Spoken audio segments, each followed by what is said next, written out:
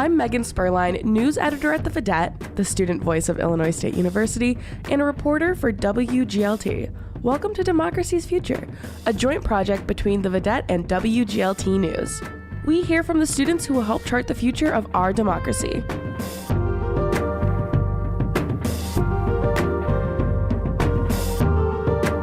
On this episode of Democracy's Future, we hear from students who are learning about political rhetoric and when persuasion veers into disinformation, and how AI can make disinformation even more prevalent heading into the fall elections. We stopped by Joseph Zompetti's graduate-level class to hear the students share what news media they consume and how good do they think they are catching disinformation. First up is Hannah Delorto, a first-year communication studies grad student from Frankfort, south of Chicago. How would you describe your own personal media consumption habits? Sure. So I'll be honest, I don't really watch TV. I don't even have cable. But I do occasionally like to listen to podcasts. I wouldn't say a ton. And also have a degree in economics, so I'm typically really interested in that type of news. I also get a digest of news emailed to me every day. I don't open it every single day, but typically if I have downtime, I'll read Morning Brew or something like that. But definitely not really getting any news from TV. Within the media that you do look at, what do you do to try to discern misinformation? So I would say that I really kind of never underestimate my algorithms on social media. I know that they're there, and I know that they know my kind of biases and my preferences. And so I think I equate extreme kind of language or extreme post or emotionality with misinformation. I know that's not perfect because there's sometimes where it is kind of more neutral language, but the facts are just incorrect. But I would say what rings the alarm for me is when something's just appearing too extreme, too crazy to be true, and then I have to kind of do more research into that. Yeah, and then so how do you think AI could potentially impact political campaigns and misinformation?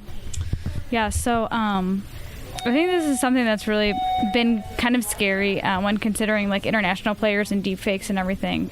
Specifically, we were just talking in class about Perplexity, which is similar to ChatGPT, but it now includes a lot of scholarly sources, and so that's kind of something that's on my radar because I think there could be a lot of disinformation that's seemingly researched and has a bunch of sources backing that, but ultimately it was AI generated and might not be completely factual. How would you say things like AI, the use of social media and misinformation impact your thoughts and views on democracy in the United States? Well, I think talking about this, especially within my course this semester, has definitely on the surface level just made me super grateful to live somewhere where I have the ability to take a class and to critically look at this stuff and kind of investigate these concepts and be critical of them. So that's one piece. But obviously, of course, I do think that there's a big threat going on right now as far as social media and AI posing to democracy. And so I think there's a lot of work to be done. And I also, caution myself and others to be careful of reading things that say that there's a single solution, right? So sometimes people will be like, oh, technology is the solution, or we need to criminalize misinformation and fake news, or just single solutions that, within the context of our really complex society don't make sense. So I would say there's a lot of work to be done if we're gonna save this democracy thing. Yeah, and then you were obviously just touching on that with a lot of work to be done saving democracy, and there's not one solution. Could you go more in depth of what you think some of those possible solutions could be? Yeah, absolutely. So I think kind of some of the surface level things to me, they don't really ring true. It doesn't feel like one person can make one difference and everything's going to happen and fall into place. I think a lot of the things we've read in class start with systemic change and kind of different power imbalances and trying to get those balanced first. Obviously, just like anything, media is owned by certain big tech companies, right? And politicians are in places of power and they post on social media or they're in the news all the time. And so just the power imbalances that are existent come across in media, in AI, in social media posts and algorithms. So we have to address that first. And then hopefully we'll be able to use our tools that we have at hand, like social media, to help follow. That was grad student Hannah Delorto. This is Democracy's Future. Next is Miriam Wolf, a first-year grad student from Bunker Hill in Southern Illinois. Wolf says she's especially concerned about how AI could sow disinformation in the upcoming election. One particular aspect with AI that I think will run rampant in this upcoming election, or in these upcoming elections, is AI deepfakes. I recently, for this class, wrote a paper about the weaponization of reality and how there are malicious agents out there creating these deepfakes, whether it be of Trump or Biden or other prominent political figures that people will recognize right away, in this very hyper-realistic way that people will believe is true. And so with that, it alters the way we interpret information, and I think there will be a huge valley of distrust in especially younger generations of recognizing what's not true, or just not knowing what to recognize anymore because it seems like none of it is true. And so how do we build up this trust and make these decisions if it's built upon something that isn't sustainable? And so I think there will be a large dissemination of misinformation, and it will impact the integrity of the choices that we're making. Yeah, and then are you concerned about the future of democracy in the United States at all? I think everybody's a little concerned.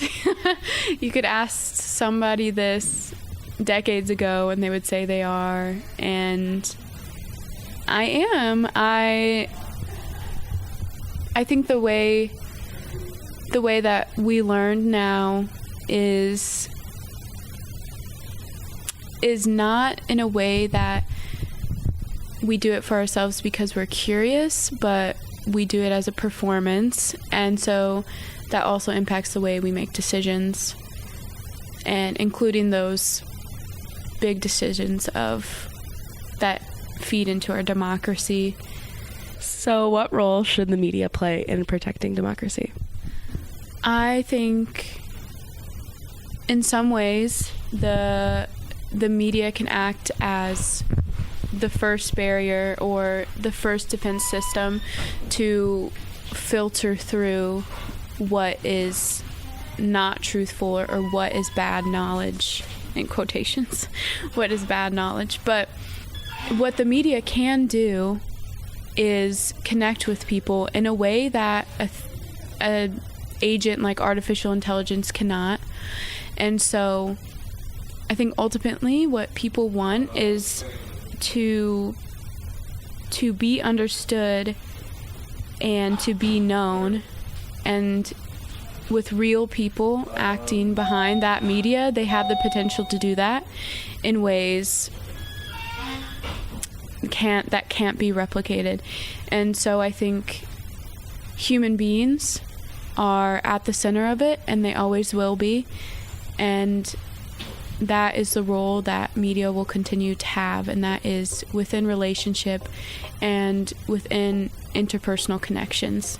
That was grad student Miriam Wolf. This is Democracy's Future. Next is Nicole Hackney, a second-year grad student from Decatur. Hackney is also a teacher. She teaches English at Hayworth High School, where she's been for 12 years. Hackney explains how they try to verify the credibility of news sources she sees online. It's so hard. A lot of times I try to see, the organization's, like the About Me page, I think is a super, useful thing, and I tell this to my students all the time too, like, go to the About Me page of the place that's publishing this article. Does it even have an About You page? Does it tell you who is writing this, where this is coming from, and give you that background information? Because if they're not giving you that, how do you even know where this information came from to begin with? So trying to just drill down to the original source, I think is the most useful tool, but it's so hard. There's so much out there. Yeah, then just to kind of bring it back a little bit, how would you describe your own media consumption habits? It's hard because of the infiltration of media and social media. I think those two things are so intertwined, and how, we use social media to relax, but then we have this news coming in, and especially with the 2020 pandemic, and you saw those things where you felt inundated while you were at home. And so I think a lot of us kind of went into that apathy zone of, I'm getting too much news all the time. And now I feel like we're in a shift where we're swinging back. So like, okay, no, we cannot be apathetic anymore. We have to get involved. We have to stay informed. And, and those choices affect your algorithms and what you do see and what you interact with, and how, and the algorithms learn your style, and they learn, what you're looking for, even if before you even know what you're looking for. Yeah. And then how do you think, like all these things like AI, social media, misinformation overall impact your thoughts and views about democracy in the United States? Well,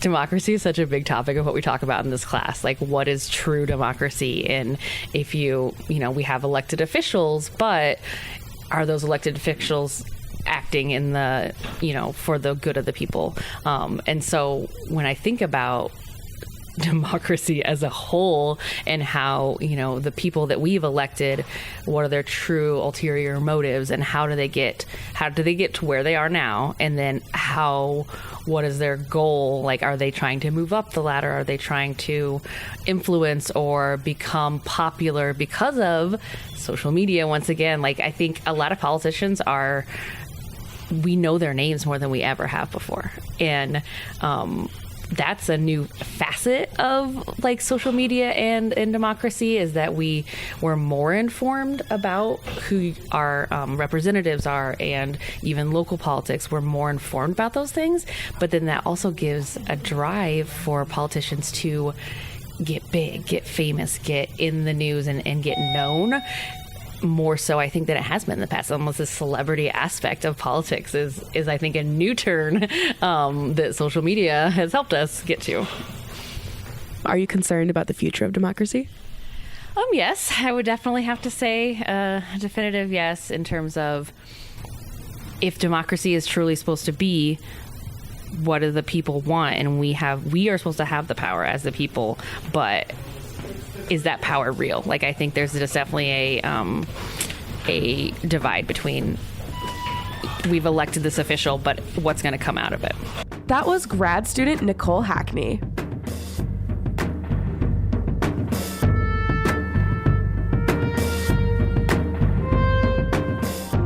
We still have several more episodes of Democracy's Future before the spring semester closes.